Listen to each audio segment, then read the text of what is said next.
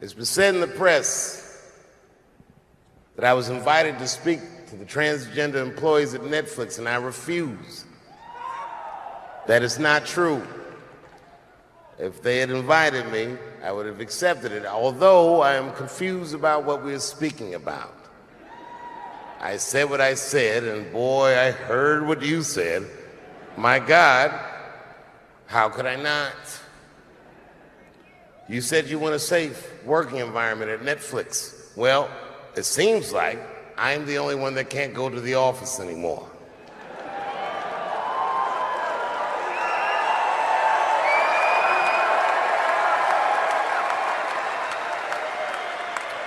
I want everyone in this audience to know that even though the media frames this, that it's me versus that community, that is not what it is. Do not blame the LGBTQ community for any of this shit. This has nothing to do with them. It's about corporate interests and what I can say and what I cannot say.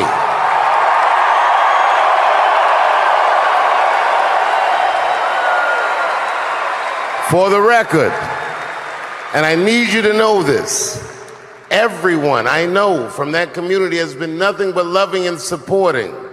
So I don't know what all this nonsense is about. In summer 2020, when the whole world shut down, I was outside doing shows. My neighbor had a cornfield, and he let me throw shows there, and people came from all over the country. Some people came from around the world to see those shows. The best comedians on earth came to my home and broke bread with me. And we lived our lives. We found a way to keep moving forward. I made a whole documentary about it. The first night of those shows was a piece that some of you might have seen. It was called 846, and it dealt with the death, the murder of George Floyd.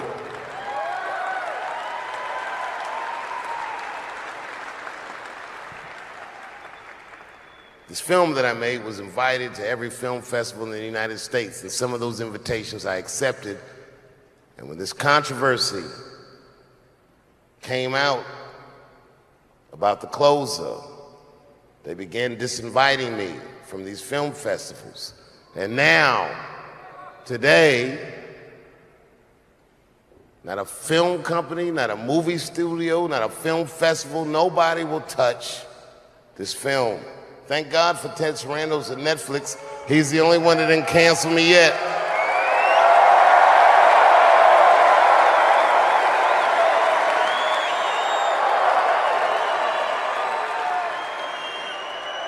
To the transgender community, I am more than willing to give you an audience, but you will not summon me. I am not bending to anybody's demands.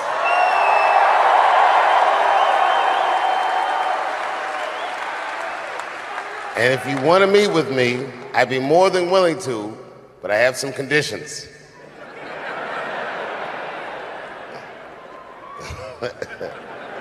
First of all, you cannot come if you have not watched my special from beginning to end.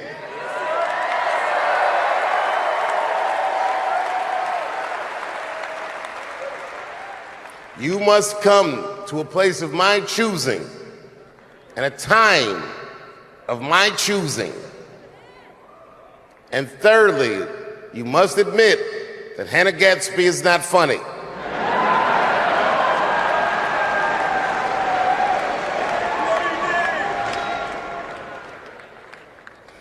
I desperately want people to see this movie, but I understand why investors would be nervous. Since nobody will touch it, I'll tell you what I'll do. I will make it available for all of you in 10 American cities, going on sale in the next few days. You will be able to see this movie in its entirety, and you can see what they're trying to obstruct you from seeing. And you can judge for yourself, but you cannot have this conversation and exclude my voice from it. That is only fair. You have to answer the question, am I canceled or not? Then let's go. Thank you very much, and good night.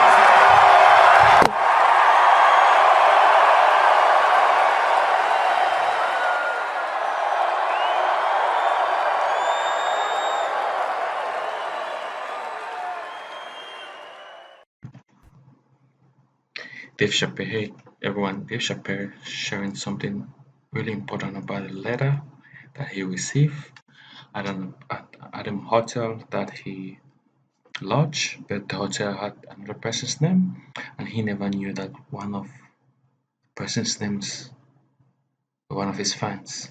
So he lodged in the hotel with another person's name, but he never knew that the person's name was one of his fans. So listen to what he says. Man, whoever wrote this letter truly loves me. I mean, they were really fucking nice in the letter. And then they described to me what it was like to come to the show, how excited they were, how much fun they were having. And then they said that when I got to my jokes about transgenders, that they were, quote, devastated. Because it turns out that whoever wrote the letter was transgender. Now, I'm going to be real for a second. As a policy, you got to understand, I never feel bad about anything I say up here.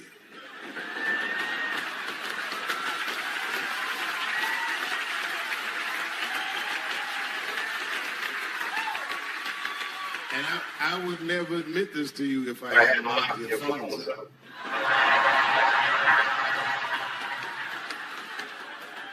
But it was the weirdest thing. Like when I read this letter, the shit made me feel bad. I didn't feel bad about what I said, you understand? I felt bad that I made somebody else feel bad.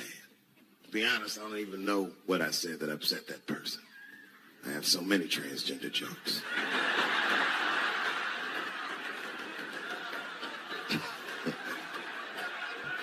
But I feel like it was probably this joke I'm about to tell you right now. And it's not even that bad of a joke. It's a true joke. I mean, it's not true, but I had read in the paper that Caitlyn Jenner was contemplating posing nude in an upcoming issue of Sports Illustrated. And I know it's not politically correct to say these things, so I just figured, fuck it, I'll say it for everybody else. Yuck.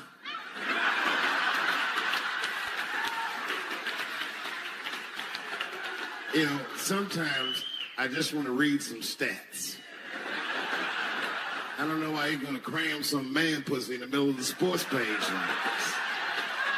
I just didn't think that was the place for it.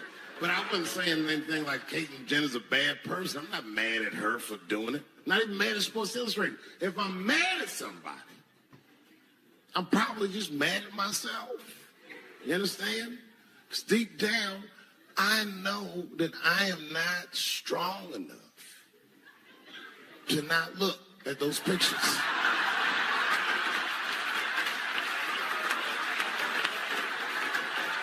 And I don't think I'm ready to see what she's trying to show me. So Caitlyn, God damn it, if you go through with this thing, bitch, you better go hard or go home. I want you to go all the way. Hustler style. Do you know what hustler style means, miss? That means spread the lips.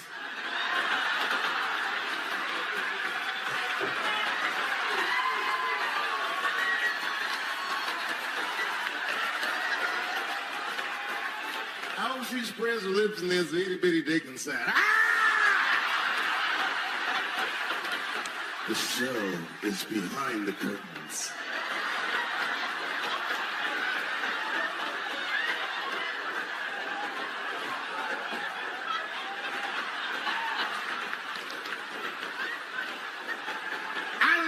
Said that upset that person. But I'm going to tell you something. When I read that letter, and the moments after I read it, I did something that many black men in America do not have the time or the money to do. I thought about how I felt.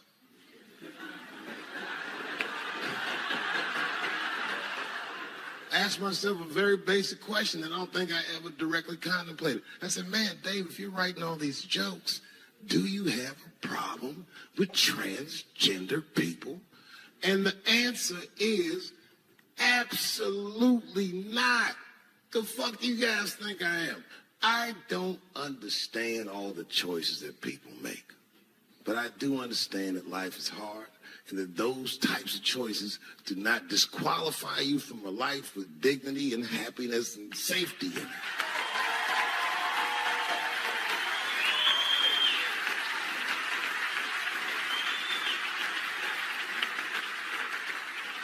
But if I'm honest,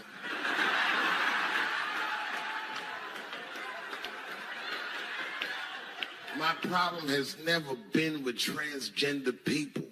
My problem has always been with the dialogue about transgender people. I just feel like these things should not be discussed in front of the blacks. It's fucking insulting, all this. What does Dave Chappelle mean there when he says that? Does it mean black gets irritated when transgender conversations or topic comes up? Talk about how these people feel inside. Since when is America giving a fuck how any of us feel inside?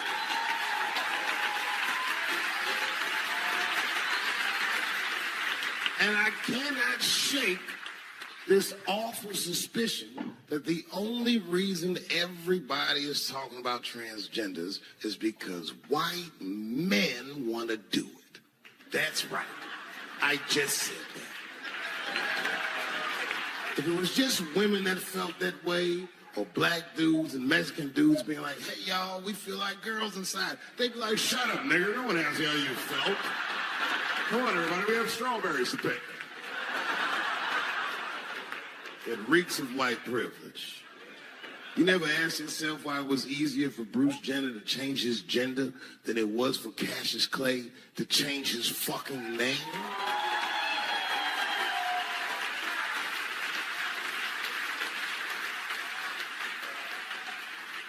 And if I were to be brutally honest,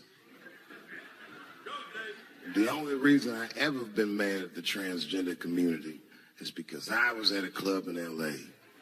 and danced with one of these niggas for 6 songs straight. I had no idea. And then the lights came up and I saw them knuckles. I said, oh no! And everybody was laughing at me. Ah, world star. I said, why didn't you say anything? Then I heard that sultry voice. I didn't say anything, Dave Chappelle, because I was having a wonderful time. And I wasn't sure how you'd feel about it. I said, you knew how I'd feel. And she said, I'm going home. I don't want any trouble from you. I said, home, it's only 2 songs left. I mean, we might as well finish the night.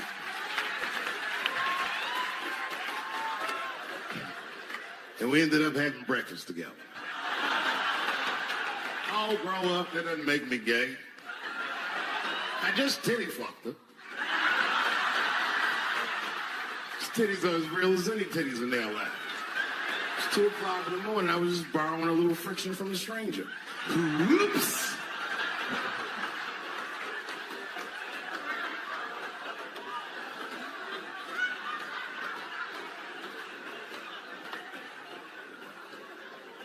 It's the madness of youth. It's the types of mistakes that a man makes when he's young. I wouldn't even know that it's necessarily a mistake. It was a wild night out. But I don't do it like that anymore. I'm old. I'm 44 now.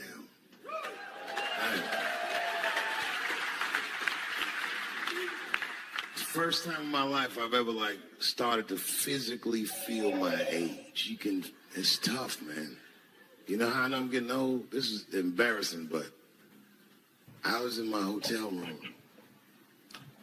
I'm not gonna lie, I was jerking off, and I was really sweating it out.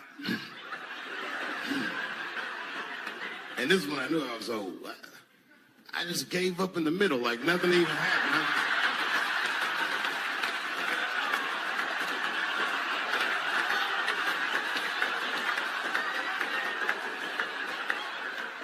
I don't like looking at my dick anymore. My dick looks distinguished. It's old, an old looking dick. It's got salt and pepper hair all around it. My dick looks like Morgan Freeman in the 90s. Without the dots. My dick narrates. Dave pulled me out and started jerking me around and jerking me around. But not with the same vigor as when he was young. He and I both knew nothing was coming out.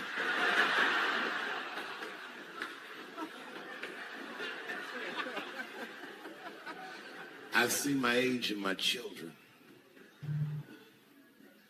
I came home from the road. This is not long ago. I've been gone for, if you can picture, I was gone for weeks and weeks.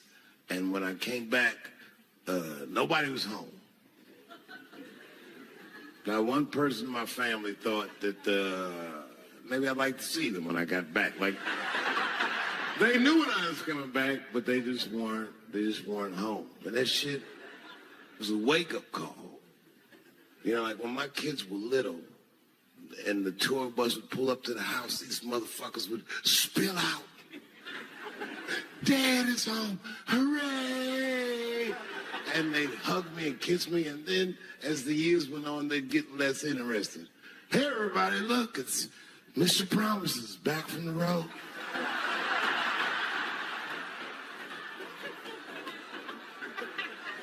But empty house, that's some cold shit. And I went into my oldest son's room. I was like, hello, hello?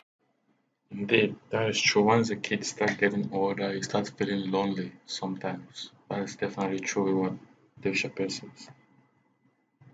I don't want you to worry about me. I'm vaccinated. I got the Johnson & Johnson vaccine.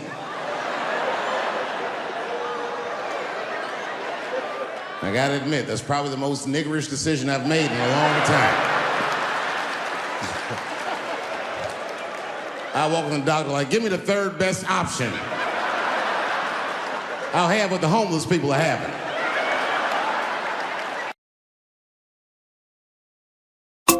Solomon, black man, election manager, Ambazonian with the vote.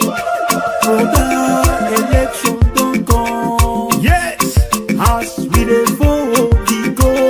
For true, they say they will be the now there we go, they go.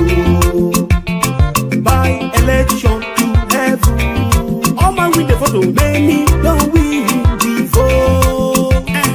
For the sake of the gospel, brother, we go suffer. 30 years in this industry. Yeah, man, you know, it's funny. So my youngest son is 14 now. That's how old I was when I started. You know, I'm 44 now. I look at him, and I think all the things that were going on around me at that time and what it was like starting, and now I can't imagine that that's what happened. But at the time, it felt very natural, and it felt very safe, even though it was not. You know, I mean, but I'm just grateful, man. Like, to be able to do something like this for 30 years, I gotta be one of the luckiest people alive, man. Like, I don't know that I've ever really had any other job.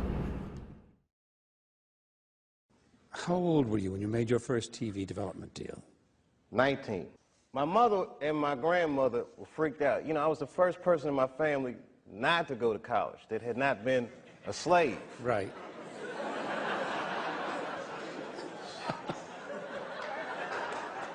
So I was really breaking from tradition, and it was like a graduation lunch we were having, and they had my dad come and talk to me, and my dad takes me outside, and he's like, listen, and this is some advice that applies to all you acting students.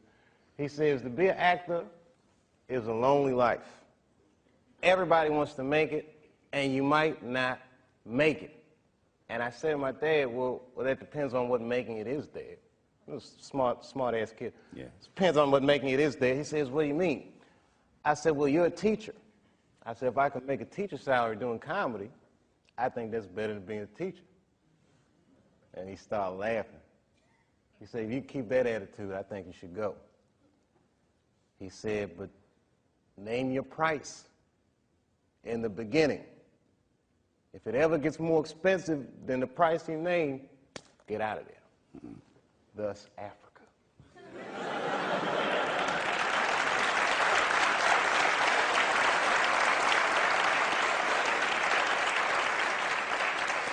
When Martin Lawrence was in that chair, we talked about Blue Streak. I love that dude. He played a role in your life, I believe. How do you feel about him as a person and as an artist? Martin Lawrence is the guy that showed everybody you can make it from D.C. to Hollywood. And I had a personal stake in his success. Every time he did something, it made me feel inspired and really good. And he was always real nice to me. He'd sit me down, what's going on with you, baby boy? What? We'd talk about comedy, whatever. And, you know, when we did Blue Streak, we were promoting it, and Martin had a stroke. He almost died. And then after that, I saw him, and I was like, oh, my God, Martin, are you okay? And he said, I got the best sleep I ever got in my life. That's how tough he is. So let me ask you this.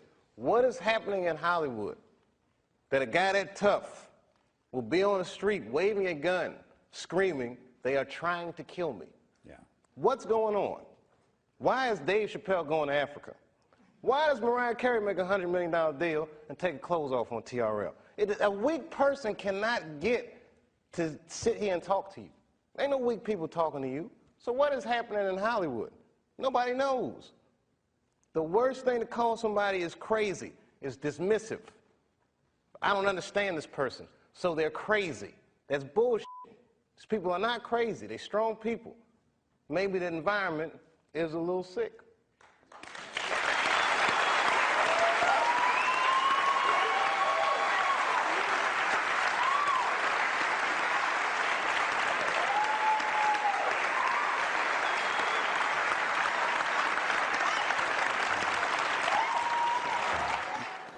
You know, in the past, I used to always tell a lot of jokes about white people.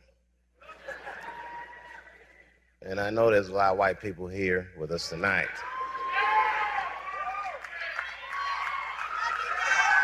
Good evening, whites. Everybody knows what it's like to be embarrassed or to be feel marginalized. The implication is authority. Nobody likes authority figures. When I say jokes about white people, don't think for a second that I'm talking about you.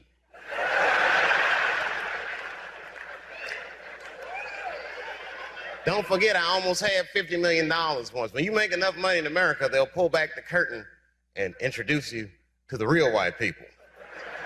You guys just think you're white. Dave Chappelle is very intelligent. He's well raised. That goes without saying. A person who is well raised knows to respect the elders. It doesn't mean that you have to agree with anything, even a little bit of what the elder says, but you respect the elder for surviving. It's so much bigger than money, though, Dave. It's so much bigger than money. Oh, no, it was bigger than money. But you know what? I watched one of these nature shows one time, and they were talking about how a bushman finds water when it's scarce. And they do what's called a salt trap. I didn't know this. Apparently baboons love salt. Okay. So they put a lump of salt in a hole, and they wait for the baboon. The baboon comes, sticks his hand in the hole, grabs the salt makes his hand bigger, and he's trapped. He can't get his hand out. Now, if he's smart, all he does is let go of the salt. Baboon doesn't want to let go of the salt. Then the bushman just comes, takes the baboon, throws him in the cage, and gives him all the salt he wants. And then the baboon gets thirsty. The bushman lets him out of the cage. The first place the baboon runs to is water. Bushman follows him, and they both drink to their fill. And in that analogy, I felt like the baboon. But I was smart enough to let go of the salt. Well, veteran of comedy, people look to you to kind of clear the fog that we as Americans go through. I know you take that seriously, but is that a big burden on you, that people look to you for clarity, they look for you for truth?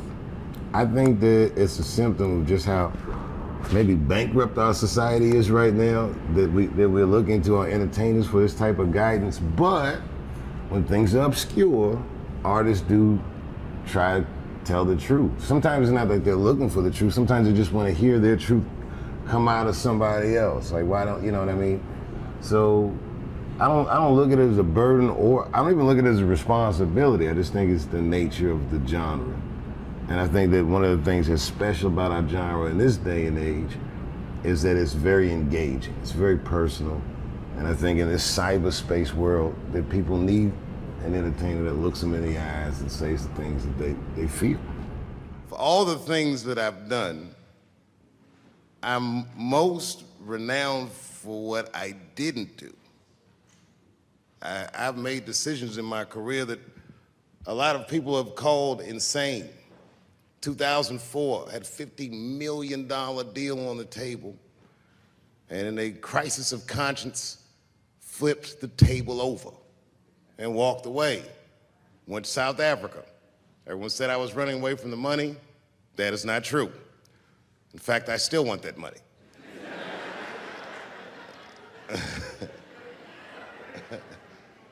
The idea that I wanted to just share with you guys is the idea that sometimes you do what you think is best, whether anybody understands it or not.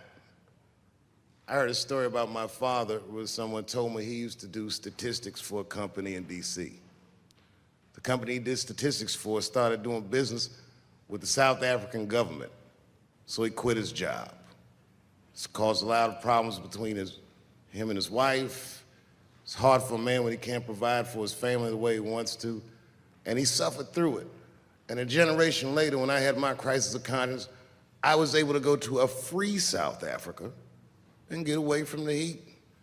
This idea that what you do in your lifetime informs the generations that comes after you is something I keep thinking about, something that is so much bigger than just ourselves. I just want you guys to remember, you know, that right now there's this thing where ethics aren't what they used to be. This idea that people are trying to replace the ideas of good and bad with better or worse. And that is incorrect. You gotta keep your ethics intact, because good and bad is a compass that helps you find the way. And a person that only does what's better or worse is the easiest type of person to control. They are a mouse in a maze that just finds the cheese. But the one who knows about good and bad will realize that he's in a maze. This is my last question for you. You don't do many sit-down TV interviews. Why is that? Because so much of an answer depends on how you feel any given day, but it lives forever. That your opinions about things can change, your view of yourself can change, and yet this is on a permanent record. Like Donald Trump, he complains about it because someone can look at him and say, well, you said in 1984 that this, that, or the other, and that's the cross you have to bear when you engage the press. And more important than that, I talk for a living, so I don't want to blather about me blathering. You know what I mean? I'd rather just do it. Dave Chappelle! Oh, it's awesome. Good to see you.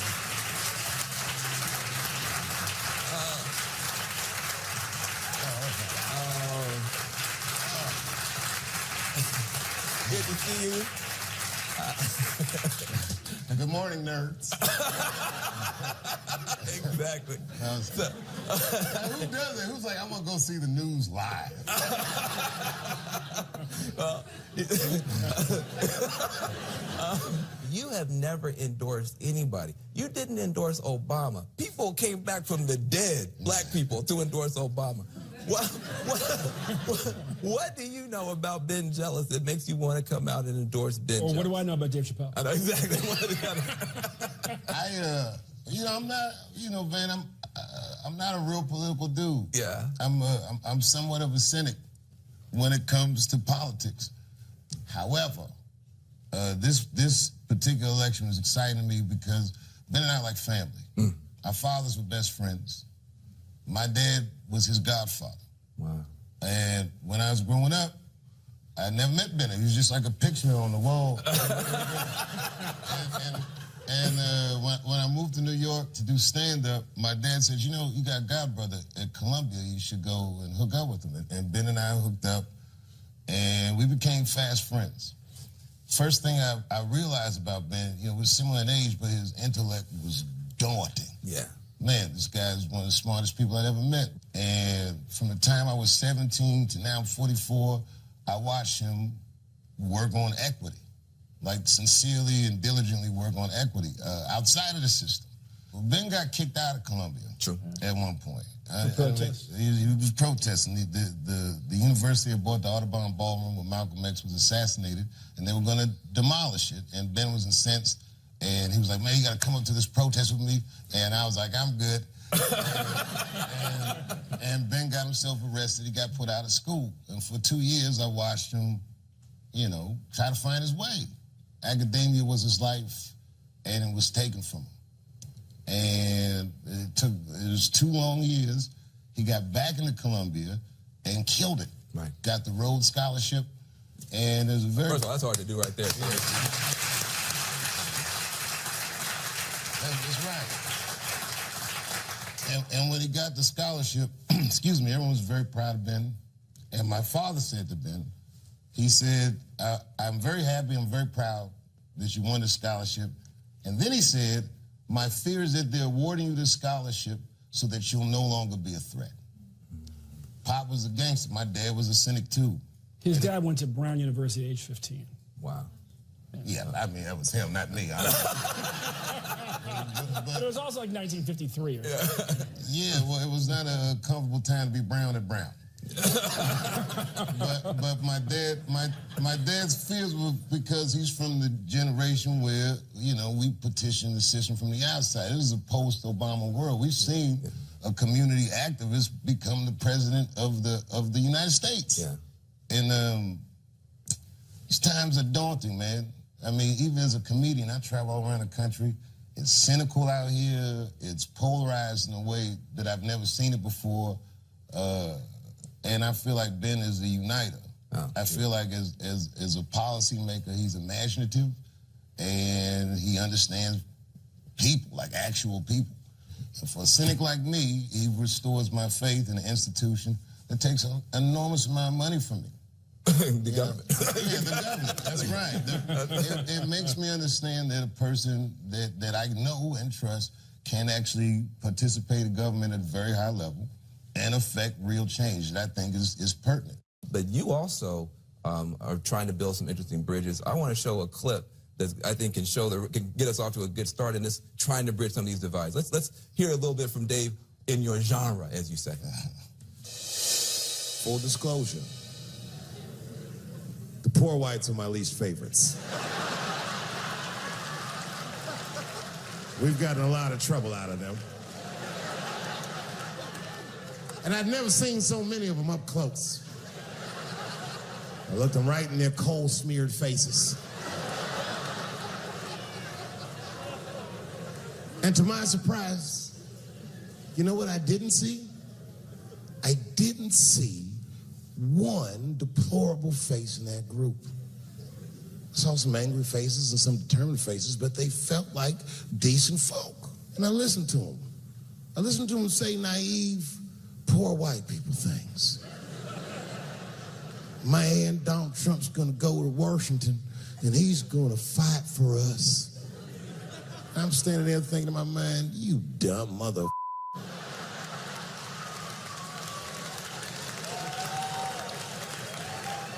You are poor. He's fighting for me.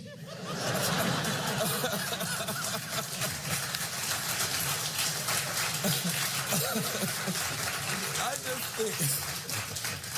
just think that's such a brilliant distillation of where we are.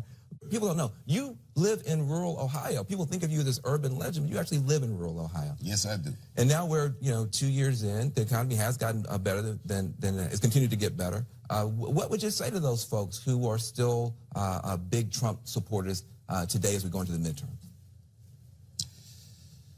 You know, this is a tough question for me, Van. I got to tell you, first of all, the town that I live in is a small town. Yes. And it's like a little blue Bernie Sanders island in the Trump Sea. They love Donald Trump. I don't even know that they love him as much as they're frustrated, they're fed up, and a lot of these white people feel like their voices don't matter anymore. You know, that their concerns aren't important or what have you. So, to be honest with you, in the name of safety, I wouldn't tell him anything about that guy. I don't believe that I'll change anybody's mind or anything. Right. But for me personally, you know, I get along with everybody, whether I agree with them politically or not. Right. But I thought when you're actually trying to pull this democracy together, keep it from getting torn apart, you have to talk to everybody. You have to listen to everybody. That's right. I was out on the Eastern Shore, and I was giving a speech. And a guy who voted for Trump asked me what I thought about Medicare for all. And I said, I support it. He said, well, what if they won't do it at the federal level? I said, then we'll do it at the state level. He said, then I'll vote for you. Trump support. Yeah, I said, and I kind of said, I said, you voted for Trump, and now you're going to vote for the former national president of the NAACP. I said, tell me why. He said, I'm a finance manager at a car dealership. My bottom line is my business and my people. Neither one of them gets healthier until we can get health care we can afford. And if he won't do it, and you will, then I'll vote for you. There is this question, though, around Democrats versus Republicans. And you have people like Kanye West who's saying, listen, you know, love you guys and Democrats. Excuse me 1 second.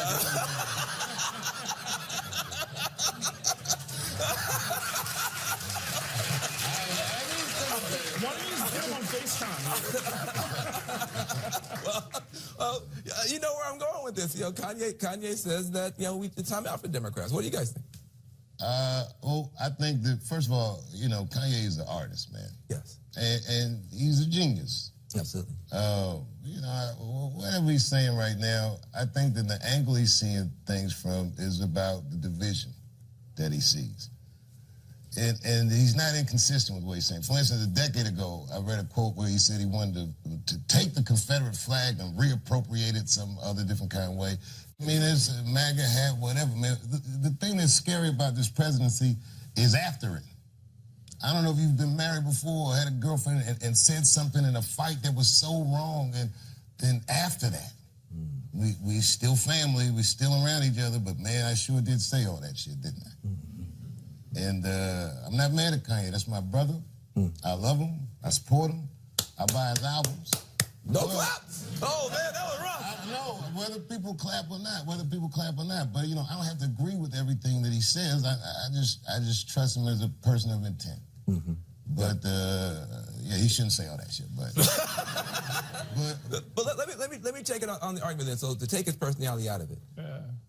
What about the argument he's making, which is that, you know, it's almost, you're in this PC prison, you can't say anything, and you're not allowed to vote for Republicans if you're African American. What's your argument to people who feel like it's time to give Republicans a chance? You know, it's an argument being made by a minority. But I'll say this: I'm not a partisan dude. If he ran as a Republican, I'd vote Republican. If I got a chance to vote for somebody like this, I'm voting for. This isn't about party. This is about ideas. That's right. The ideas have kind of migrated from party to party. The Democrats used to be much more conservative. Today, however, unfortunately, there's only one party that stands for civil rights. There's only one party that stands for environmental protection. And we have to, as voters, really listen to the ideas. What I say to folks is that look, the war on drugs has failed. Trickle-down economics has failed. We have to have the courage to put ideas on the table that actually lift up working families, white, black, brown, Native American, Asian American. We've got to move beyond the labels of party and look at ideas, but let's also be clear. Donald Trump's party is Donald Trump's party, and what they stand for right now, we have to fight with everything we have. The other big issue, we're talking about race, talking about class, gender. We're now in the situation where a whole new set of voices is coming forward. How do you guys look at the role of this new movement for women's empowerment, the Me Too movement, et cetera? I hope it succeeds. What we all have to realize is that we all have to stand up in this moment and say that these women who have the courage to step forward, these men in many places, the courage to step forward who were sexually assaulted as well. We have to believe survivors. We have to have their back, and we have to figure out how we finally leap forward. Because we've been staying stuck for a long time. It shattered a lot of lives, and enough is enough. Yeah, I think that for most men, especially the men that I'm talking to, one, I'll tell you that as a movement, it's effective. Like in Hollywood, the man, they are buttoning up. Which is good. Yeah, Which is good. It's better than good. It's necessary. Two, I'll say that there's a lot of men that are learning for the first time the extent of the plight of the women in their lives. We're just learning that consent is important. Most of our states, they don't teach consent when they teach sex ed. Think about that. That's right. And this is a tough discussion, but it needs to be had. Yeah. And people need to learn the lessons, and we need to listen to one another. Yeah. I think that some people are so threatened by the movement, or they're so worried about it, that they're not hearing the messaging behind it. Mm-hmm. But I think it's an idea this time has come, and we'll see.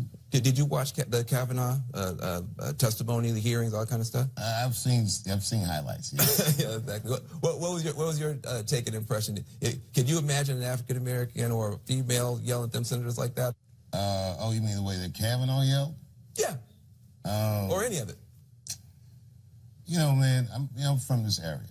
Like, I grew up around here, and the sad thing about it is, I believe, sadly, if that woman had gone to the police in 1982 and told them exactly what she had told the Senate, that he wouldn't have gone to jail. Not in that place, not in that time, not with no name like Brett Kavanaugh.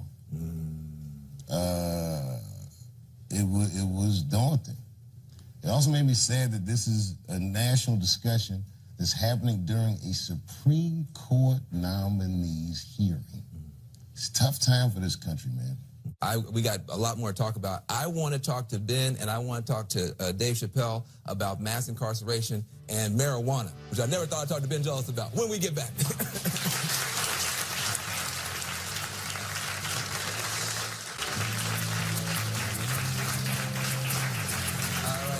Welcome back to the Van Jones Show. I'm here with comedy legend Dave Chappelle and the man that got him to wade into politics, Democratic nominee for the Maryland governorship, Ben Jealous. Give them both a round of applause to be back.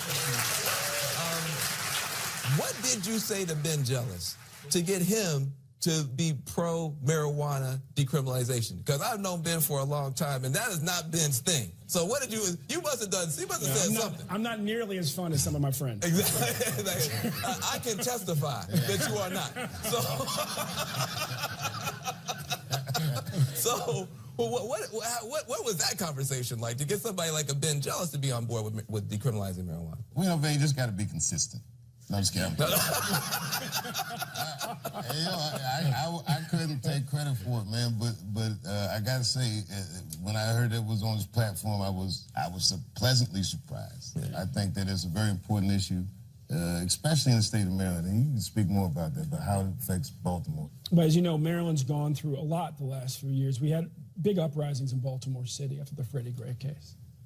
2 years later, murders have kept climbing up. I asked a retired member of the Baltimore Police Department, recently retired captain, to go across the city, as only a retired member of BPD could, and talk to commanders on the ground and find out what they were saying about why murders were going on. He came back, he said, there are two interesting data points. He said, one was that nobody could really agree, a lot of debate about what's been happening in the last 2 years. He said, on the other hand, if the question is what's been going on the last 10 years, they were all in agreement that half the shootings in the city, half the murders in the city were one set of marijuana dealers killing another set of marijuana dealers. And I said, how could that be? I think it was a relatively peaceful drug. He says, but it's not about the drug. It's about the trade. The violence of the trade is about territory. And a little idea, a little light bulb went off in my head. So look, if this is no more harmful than alcohol, and alcohol we all know can be very harmful in many ways, then if we legalize it, and the police officer told me we can bring down killings, I said, well, what's happening in Washington State? What's happening in Colorado? Killings are coming down. And I said, and then we take money out of the pockets of gangs and cartels, and we put the money in the pockets of farmers and business people, and we do that in an equitable way. That's a big deal. And then we tax it, and we take the money that we can tax from it, and we're able to fund, it's enough money to fund universal pre-K for every universal full-day pre-K for every 4-year-old in the state. So you came at it more as a business guy and as a smart dad guy, as opposed to... Well, and as a murder victim family member. I've had 2 family members shot in Maryland in the last 10 years. And if you tell me that we can bring down killings by legalizing cannabis, you have my full attention. I'm just saying, man, it doesn't just quell violence in Baltimore. It stops a lot of violence and a lot of mayhem. And it's fun to smoke and relax. Well, look, that may be true about marijuana, but there are other drugs that are much worse. Our mutual friend, all of us had a mutual friend in Prince who died because of a fentanyl overdose. I saw you in a stand-up thing in Los Angeles where you were talking about the impact of heroin in rural America. What are you seeing in rural America when it comes to this whole opioid epidemic? A role reversal. A role reversal? Yeah. Poor white people look like black people in the 80s with a different drug of choice. And it's very sad to hear the vocabulary, now this is a health crisis. We were begging for them to call that crack epidemic a health crisis. We were criminalized, we were marginalized, and now these heroin addicts are here, and man, if they don't have our baby clothes on. It's terrible to see. In both ways, it's terrible to see the pain and suffering, and terrible to see the hypocrisy politically. Yeah. What's your concern about marijuana legalization possibly then opening the floodgates for things like opioids, heroin, fentanyl? There's a lot of lives that are being shattered right now. I mean, opioid deaths in Maryland up 160% in 4 years. We have to treat it like a public health crisis. And I wish we could go back in time. We can't. We just got to learn and go forward. In that respect, this is a gateway drug to common sense on drug reform. Wow. We've got to deal with this public health crisis as a public health crisis. Famously on SNL, you said you wanted to give Trump a chance, but you also wanted to make sure that he gave disenfranchised people a chance. Looking at the Trump presidency almost 2 years in, do you feel that he gave disenfranchised people a chance? It's hard to tell where Trump ends and his constituents begin, but I think that the rhetoric of his presidency is repugnant. I just don't like the way he talks. I don't like, we're living in a time where there's got to be a little more cultural sensitivity. And even a guy like me that's just writing jokes, I have to listen more than I've ever had to listen because the gripes is coming so fast and furious. And I'm not dismissive of people's gripes. It might sound like it on stage, but I listen. And as a president of a country that's as eclectic as ours, you look around your crowd, you see it's like a patchwork of people. I just think that he's speaking to a very small choir. And there's so many more opinions that the way he engages public is dismissive. I don't like talking bad about the president, but I said we should give him a chance because he's the president of the United States now. What choice do I have? Right. But I think you also apologized for that sometime later, didn't you? Well, I don't ever apologize for that. What I said is, I said I shouldn't have said that shit. Let's be clear, right? Let's be clear. Donald Trump is playing a politics of divide and conquer. He's picking scapegoats all day long. Muslims, Mexicans, immigrants, black folks, women, it goes on and on. Yep. Right? Occasionally, and so what do we do in that moment? We actually have to listen to each other. We have to talk to each other respectfully. We got to pull each other together because the only thing that beats the politics of divide and conquer is the politics of unite and prosper. And that's only possible if we're willing to respect each other and listen to each other. Well, listen, you gave people a reason to tune in, and you're giving people a reason to turn out. I can't tell you how much it means. My dream is coming true having a show like this. I know your dreams have come true being able to be one of the greatest that we've ever seen rock the microphone. And for you to be on the campaign trail raising these issues, dreams can't come true in America. When we get back, I'm talking to the most famous astrophysicist in the universe, Neil deGrasse Tyson. We're going to get his take on the increasing attacks on climate science and President Trump's Space Force when we get back.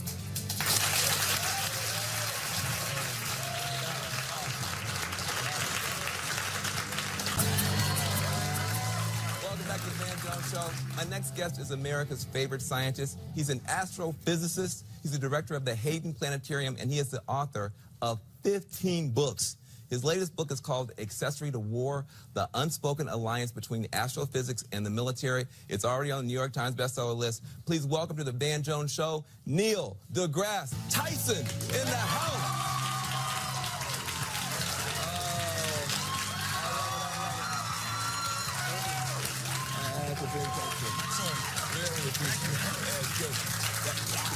What are you doing here? What? Neil deGrasse Tyson, this is your life. Oh, my goodness. Thanks for having me, man. No, it's an honor to have you here. We're excited about it. Listen, you are somebody, you deal with facts. You deal with analysis, rationality. How are you handling this world now where it seems like it's facts over feelings, anger over analysis? Feelings over facts. Oh, yeah, feelings over facts, anger over analysis. As a scientist, I mean, how do you make sense of what's going on right now? Yeah, it's frustrating. All I can say is the universe is in good shape. It's Earth that has all the problems, right? So it's a frustrating time because you try to have a rational, informed conversation with someone about what is objectively true, and then people argue vociferously against it. Right. And it's revealing itself on many levels. I mean, there's the comical level where you have this movement of people who are sure the Earth is flat. Right.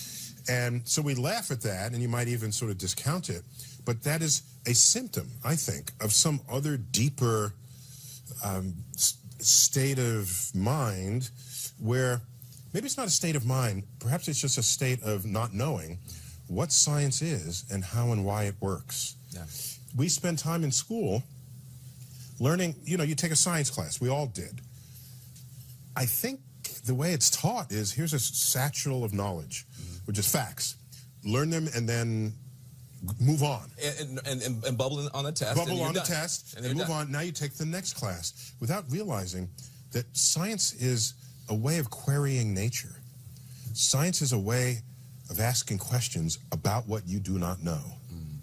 And if you don't think of it that way, you'll just leave the science class behind, you'll sell your textbook, and you move on, and then you might feel the freedom to discount it as you would discount anything else you might have learned.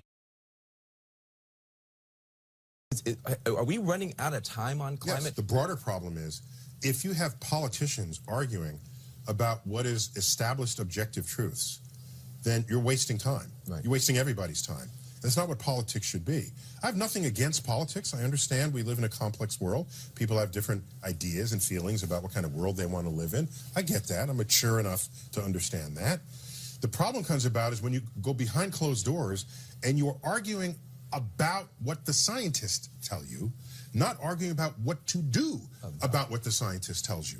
But the more those are delayed because you're wondering about whether the science is true, even though you have reports from scientific agencies establishing this, I worry for the future of the country. But what is the thing that worries you the most about climate? We've had relatively stable climate. No ice ages, no hot spells, and we've had these ice caps that have remained, primarily in Antarctica and Greenland. Oh my gosh, if you melt those ice sheets in Greenland and Antarctica, the water levels will rise and come to the level of the Statue of Liberty's elbow. Okay? So, we are talking not so much, oh, it's so hot, it's going to kill me. No, we're talking about sea level change. And where are all the greatest cities in the world? They're on the ocean's edge, on the river's edge. My point is, what's going to happen first? The coastal cities will get flooded. You're not going to just see water levels slowly rise. That will happen, but that's not what you're going to notice first. The storm, the swell, that previously only brought the water to here, now breaches your city walls. You'll see it in the extremes of the weather. And this will destabilize the world. And you know who knows about this is the military. Yeah, the Pentagon has no debate. Pentagon has no debate. You know who else doesn't have a debate? Insurance companies. Right. But you're saying our cities are at risk, our civilizations are at risk, you're going to displace a whole bunch of people, and that could cause all kind of wars. It'll happen faster than you can move the city inland. Exactly. Yes. And that level of instability is something that worries me. Something else that you talk about is this whole idea of the relationship between the military and science. And, when Trump came out with his whole idea of the Space Force, because I'm a progressive, I was like, well, that's just nuts, a crazy idea. But then I looked into it. I want you to see what I found out about the Space Force, and I want to get your reaction to it. Sure. Space Force. President Trump says his proposed Space Force would prepare us for any potential Star Wars. Great shot, kid. That was 1 in a million. A new equal branch of the military. Now, the last time the U.S. created a new military branch was 1947. That was the Air Force. It would manage space missile systems, build and launch satellites, and oversee all the military space-related programs that are currently being run by other departments like NASA or the Air Force. The new force would even have its own intelligence arm, designing and operating spy satellites. The U.S. military has been a space player for quite some time, with the space shuttle actually delivering classified payloads like spy satellites into orbit. And this, the X-37B, it's a 29-foot unmanned space plane. It launches and lands like the old space shuttle. It's stayed in orbit now for over 2 years at a time, but its mission is classified. President Trump says the force is necessary because adversarial countries like Russia and China are already building weapons and anti-satellite systems that could threaten the United States. When it comes to defending America, it is not enough to merely have an American presence in space. We must have American dominance in space. But not everybody is over the moon about this new agency. Some are worried that this new branch would be just too expensive. Some people are putting the cost at $12.9 billion over the first 5 years alone. It's a trap. Other critics are worried that you could spark a space race that could lead to real combat in the cosmos. The Trump administration is hoping to get the new agency a liftoff by 2020, but in order for this to be anything other than pie in the sky, Congress must approve it. But is this a good idea or a bad idea, according to you? Maybe some ideas are neither good or bad. They're just the right thing to do. Just because the idea came out of the Trump administration doesn't make it an irrational suggestion. Hey, listen, well, that's actually good to hear. Yeah, as you correctly noted, you would shift away from the Air Force what it's already controlling, the U.S. Space Command, and it would just become its own branch. And if I would throw in maybe asteroid defense, why not? You wrote a book about this relationship between astrophysics and war, and the way that almost inevitably science and the military accelerate each other. Why did you write that book, and what do you hope that people get from this book? The relationship between science and military might is well known, all right? It wasn't soldiers who invented the catapult. It was some engineer in the back room who said, hey, I can do this. And then military leaders said, let's take it. And use it. All right? And so for physics, they made the bomb, and the chemists made the napalm, and the biologists might weaponize anthrax. What does the astrophysicist do? I care about things like dim things that I'll use multispectral imaging to detect.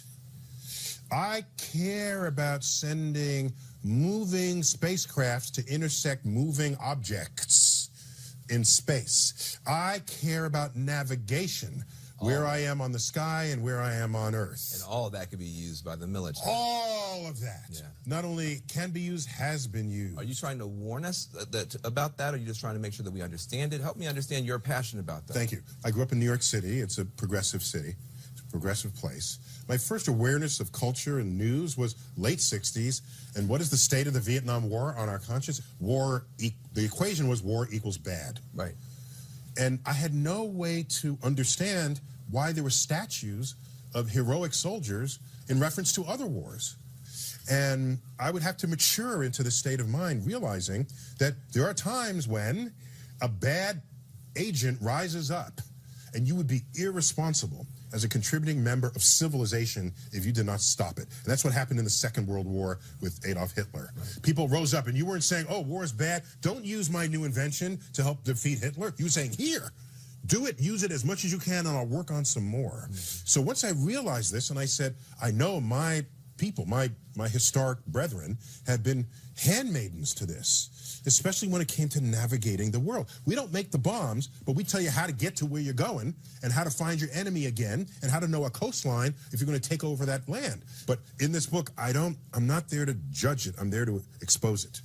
Well, listen, I am excited about the book. I know a lot of people are. We got so much more to talk about when we get back. Coming up, we got more with Neil deGrasse Tyson, including answers to some of the most pressing science questions in the news right now when we get back.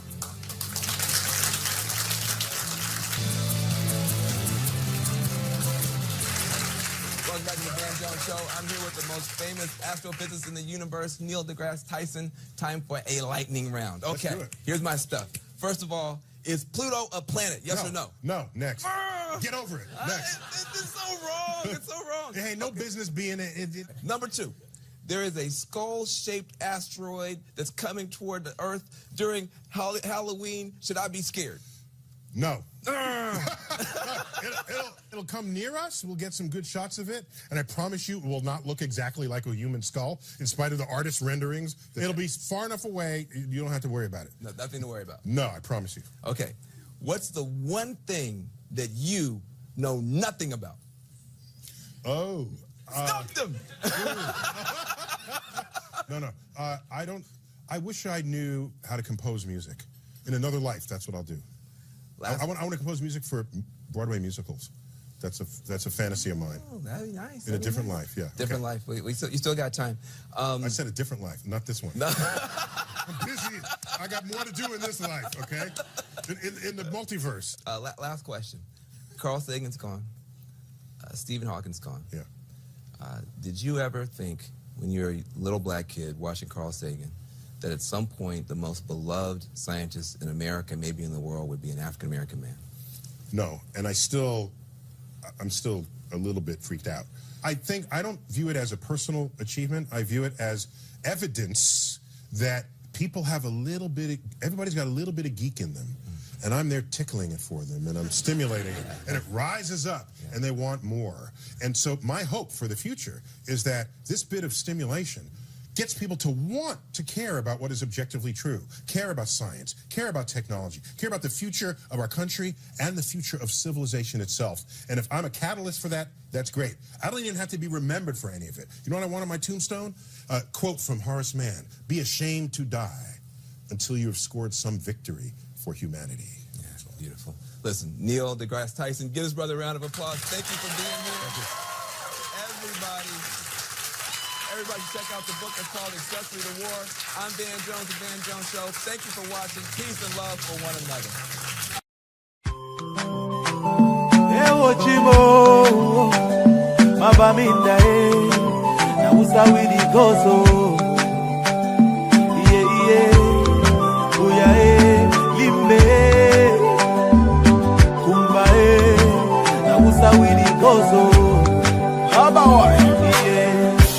Something is killing me slowly, and I'm feeling so lonely. But this thing I must to talk, oh. All my people, they for bush, oh. And our children are they go for school, oh. But nobody fit to talk, oh. We get to plenty, so many things where we really want to complain to you. See these people where they kill us are the people where they got for protect me, yeah. Our children they for prison, our leaders they for prison. Now they calling for dialogue. Now who and who go talk, oh. That's Celebrity hunting season. Doesn't matter what I say, they're gonna get everybody eventually. Like, look, I don't think I did anything wrong, but we'll see. They even got poor Kevin Hart. Can you imagine such a thing? Kevin Hart, let me tell you something. It was Kevin Hart's dream to host the Oscars. That's what he told me. And I remember when he told me, because I was thinking to myself, well, that's an awfully strange dream for an African American.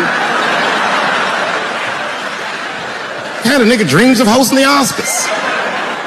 Kevin did, that's who. And he did it. Against all the odds, Kevin became the most famous comedian this world has ever seen, and he got the job that only one black man before him had. He was going to host the 80th Oscars. And I don't know what you know about Kevin, but I know Kevin Hart is damn near perfect. As close to perfect as anybody I've ever seen. In fact, Kevin is precisely 4 tweets shy of being perfect. 10 years ago, Kevin had made some very homophobic comments. And I'm not going to repeat what he said, because this is Atlanta.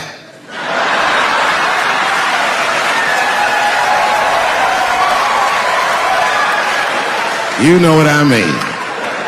I'm sure there's a lot of gay men here tonight with their wives.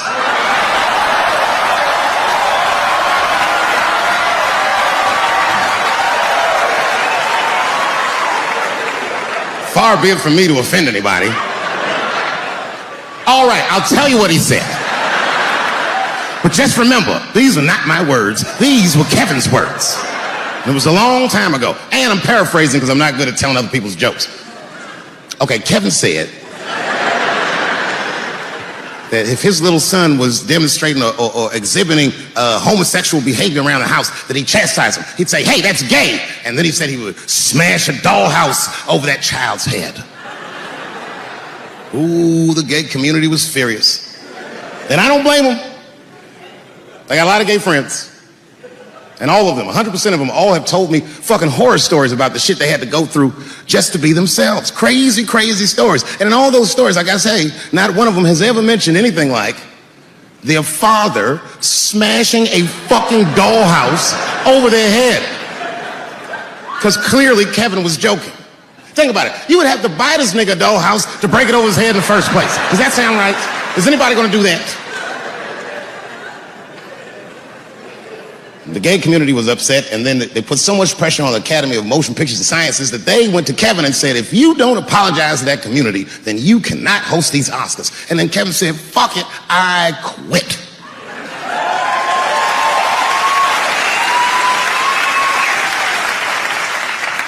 And then he went on every talk show in America and apologized for 6 weeks.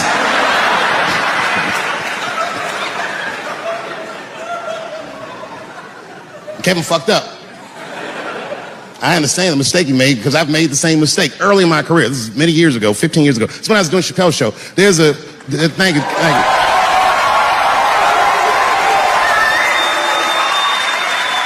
On network television, they have a department that's called Standards and Practices. This is the department that tells you what you can and cannot say on television. And if you're doing your job well, you should never hear from them. But if you're making a Chappelle Show, you'll hear from these motherfuckers all the time.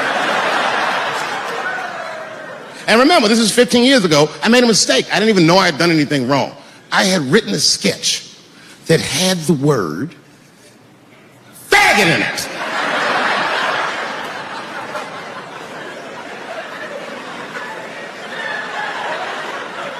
So I had to go to Standards and Practices. They call me up. I don't know why they're calling me, but I like the lady that runs the department. She's usually really fair and was one of my favorite people I've ever worked with. So she sits me down. We have a nice conversation. She tells me, oh, the sketches are great. I go, oh, fantastic. Well, then why am I here? She said, because, David, there's no way that you can ever say the word faggot on our network. I didn't know I did anything wrong. I didn't try to defend myself. I said, all right, fuck it. I'll take it out. Have a good afternoon. And as I was leaving, it occurred to me, hey, Renee, quick question. It's just a question. Seriously, I want to know, like, why is it that I can say the word nigger with impunity?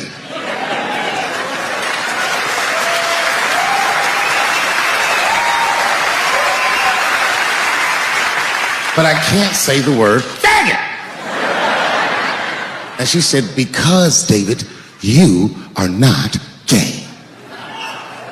I said, well, Renee, I'm not a nigger either.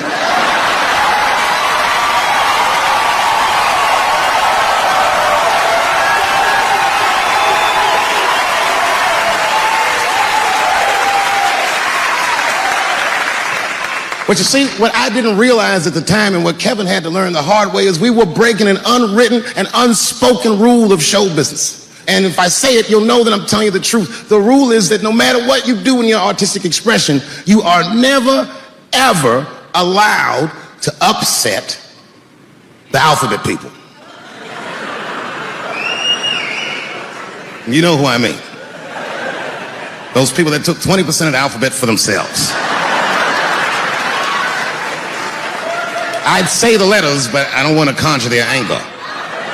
It's too late now. I'm talking about them L's and them B's and them G's and the T's.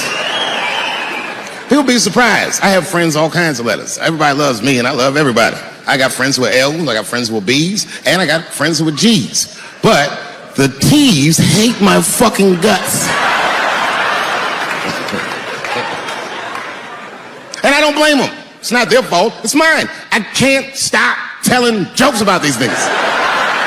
I don't want to write these jokes, but I just can't stop.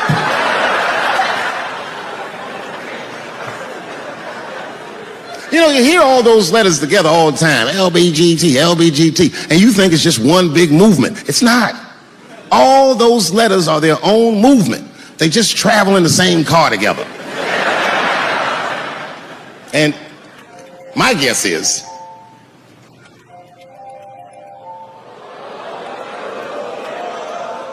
what is this, high school? This nigga probably got a babysitter or something. Go on and answer your phone, nigga. Just get that shit out of here. I'm in the middle of something important.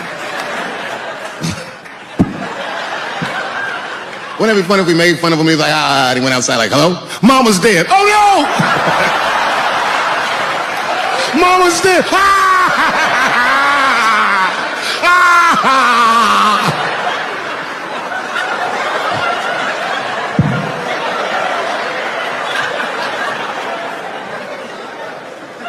That's a weird time phone call, wasn't it?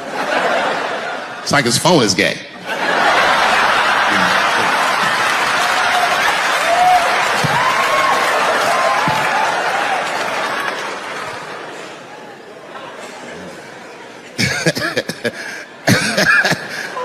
Like I was saying, my guess is the G's are driving that car. That makes sense to me, because there's white men in the G's. And these people are trying to get around discrimination and oppression. And you know how white dudes are. We know these roads. In fact, we built these roads. The rest of you buckle up. We'll get you where you want to go. So the G's are just driving the car. Of course, next to the G's in the passenger seat is the L's. Everybody likes the L's, except for the G's. I don't know what that's about. I just know the G's don't like them that much. And the G's always say like little subliminal digs on them. It's unnecessary shit. It's not mean, but you know what I mean? They just be like, I wouldn't wear that. The only thing that breaks the tension between the L's and the G's are the B's in the back seat. That's right, there you go. Everybody scream out when you hear your letter.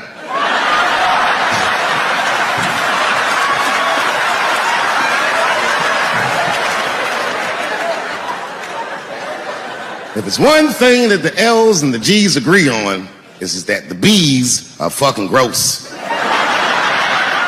They seem greedy to the L's and the G's, you know what I mean? They're just sitting in the back seat like, yeah, man, I'll fuck anybody in this car. What's going on, man?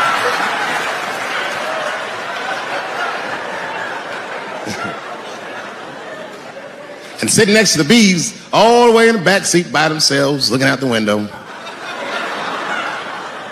That's the T's. Everybody in the car respects the T's, but everyone also resents the T's. It's not the T's fault, but everyone in the car just feels like the T's are making the trip take longer.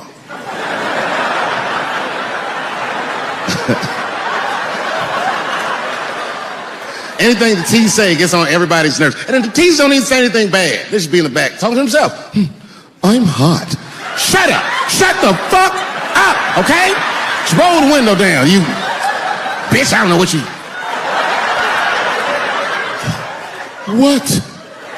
Just said I was hot. Can you pull over at the next exit? I need to use the restroom.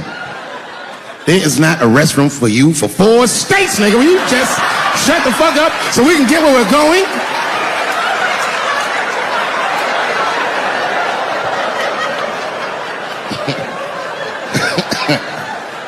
And just when that car can't get any more tense, the Q's are a hitchhiker that they pick up on the road. Some white dude in booty shorts is walking down the freeway.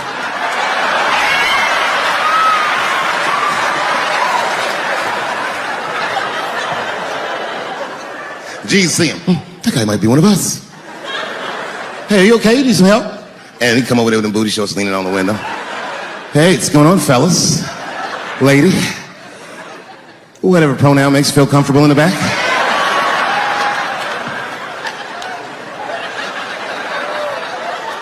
Yeah, I don't really know where I'm going. I don't know if I'm gay or I'm straight or whatever. All I know for sure is that I really want to get in this car.